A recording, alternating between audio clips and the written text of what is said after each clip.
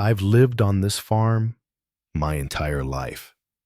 200 acres of land, barns older than most houses around here, and a home that's been in my family since before the Civil War. It's not just property to me, it's legacy. My great-grandfather broke ground here. My grandfather taught me to drive a tractor in the same field where I now raise my own kids. So when I say this land means something, I don't mean sentiment. I mean blood, sweat, generations of it. That's why, when some slick-talking strangers in matching jackets showed up one winter morning claiming they were from the local HOA, I thought it was a joke. I didn't join any HOA. Hell, I didn't even live in the development. My land had been here 2 centuries before a single nail was driven into those cookie-cutter houses down the road. Turns out, after my siblings sold off their share of the family land to a residential zoning company, that company split it into neat little parcels and sold it to people hungry for the suburban dream. And with that came the HOA. Apparently, these folks thought because their new development bordered my farm, they had some say in how I lived on my land. It started off with a letter unstamped typed on cheap paper stuffed illegally into my mailbox. Welcome to the Oak Hill Neighborhood Association, it said with a list of mandatory compliance items, one of which included repainting my mailbox to match neighborhood uniformity standards. I laughed, and then I sent a picture of it to my brother. He's a lawyer out in Montana, and asked him if this was even legal. He said it wasn't, not even close, so I ignored it. Next week, another envelope. This time I wrote "Return to Sender" in black Sharpie and dropped it right back in the box. But that didn't stop them. Oh no. That's when they showed up in person.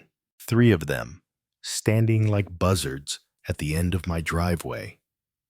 2 men in tailored coats and 1 woman dressed like she was headed to a boardroom photo shoot, not a muddy farm. Leopard print pencil skirt and all. I pulled up in my truck after a supply run and had to inch past their BMWs blocking my gate. My bumper came within an inch of their hoods, and I didn't mind if they flinched. They stepped forward, all smug, talking about non-compliance zoning transitions and how my barn lacked curb appeal. I just stared at them. Finally, I said, "This isn't a subdivision, folks. This is a working farm. And none of you have any business telling me what to do on it." They didn't like that.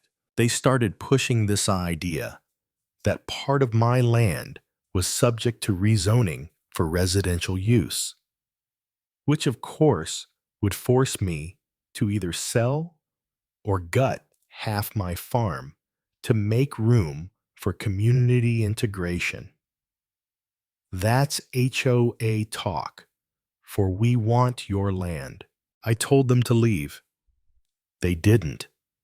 So I fired up my truck, backed it up, and dragged a chain off the hitch. Just a little visual aid. That got their attention. They scattered faster than chickens in a thunderstorm. Now I knew this wasn't over. People like that, they don't walk away easy. They regroup. And sure enough, the letters kept coming, complaints about the height of my fence, the color of my barns, the unauthorized agricultural equipment on my property. My wife started looking into it and found they'd submitted paperwork to the county paperwork I never signed to try and slap a lien on our house. I brought my brother back into the loop. He put me in touch with an attorney named Jennifer, And let me tell you, this woman was a bulldog. Within 3 weeks, the lien was dropped, and the HOA was slapped with a warning for mailing false claims and violating federal mail laws. Still, I had a gut feeling they weren't finished. Then it happened. My wife and I were out of town for a funeral. When we came back, I noticed something odd. My tractor was missing. So was one of the farm trucks and the Jeep. Gone. I checked the security cameras. Sure enough, a tow truck rolled in late at night and took them all.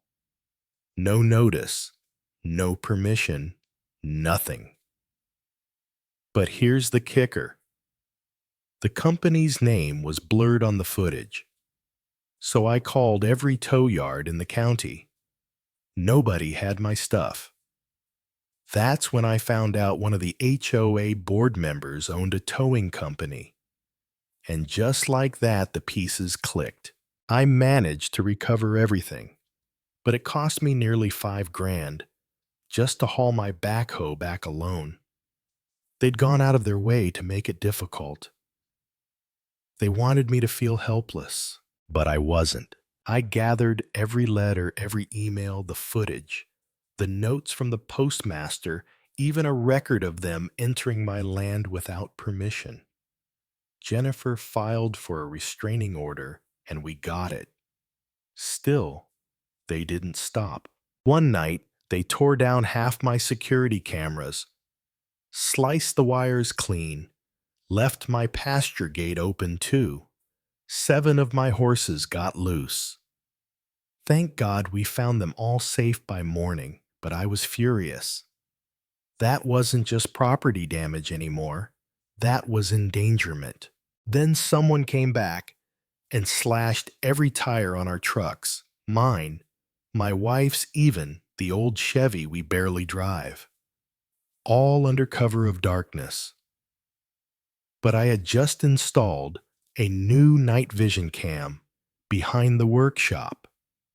Caught them, masked up, wearing all black. But their shoes, distinctive white soles. And a week later, guess who I saw wearing them at the local grocery store?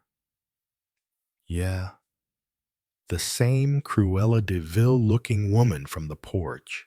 That was it. Jennifer filed the motion, and the court date came quick. Every member of that HOA board and their affiliated businesses were summoned. They didn't even try to deny it. The judge looked over the restraining order, the video footage, the documented harassment, and made it clear this HOA had no legal standing over my land.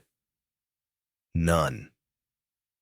Zoning didn't apply retroactively, and I was protected under grandfather clauses they clearly didn't bother to read. The ruling was swift.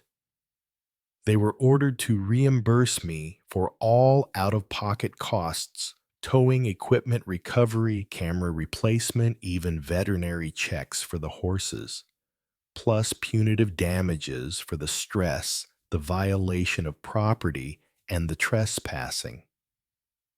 The judge even offered to refer their actions to the county DA for criminal charges.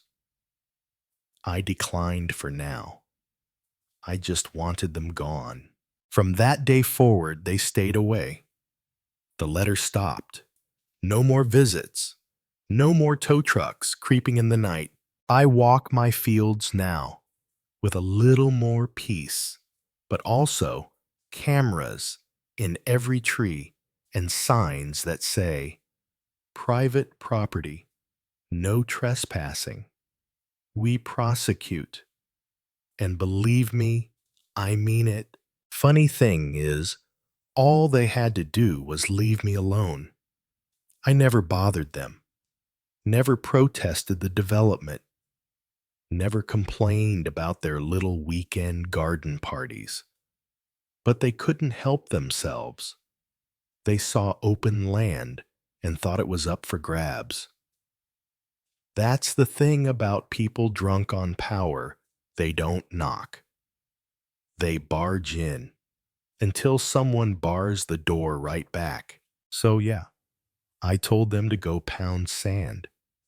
And this time, a judge backed me up. Now here's where I want to hear from you.